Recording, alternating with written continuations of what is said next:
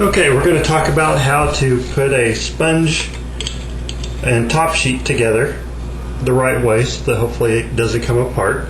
And I'm going to start by coating the sponge lightly but thoroughly with a rubber cement. Myself, I tend to prefer Best Test One Coat, and I got a hair in there. Although for myself personally, because I know I can fix it if it comes apart, I use the cheaper Elmer's glue that I get in an office supply store. But by and large, I like to use for the customers the Best Test One Coat.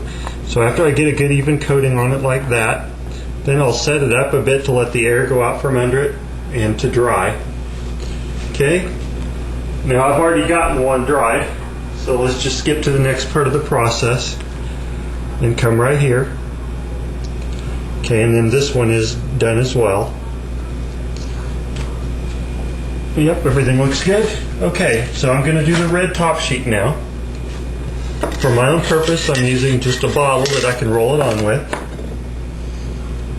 Okay, and now I'll come over here and show you what the process is.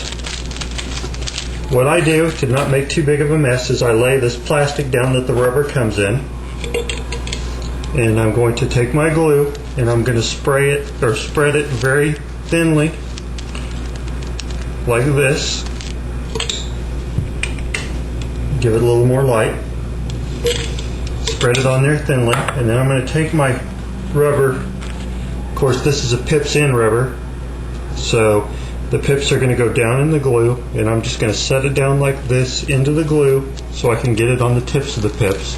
And the reason I'm doing that and not just painting it on is that if you get glue down in between the pips, the sponge will stick to the top sheet wherever there's glue, and it will create kind of a dimple effect in your rubber. Okay, all that talking, I didn't do it fast enough, so it got kind of dry. So I'm going to go for a second layer here, like so. And it's drying up on me pretty bad. Okay, and I'm going to try to lay it down in here again, and hopefully that'll be pretty good.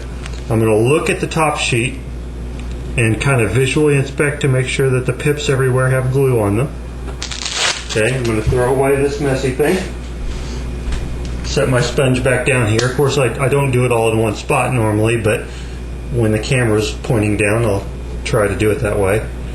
Okay, if I was just going to do a simple adhesion, I would lay it down flat on here like this and chase it with a dictionary or some heavy book or something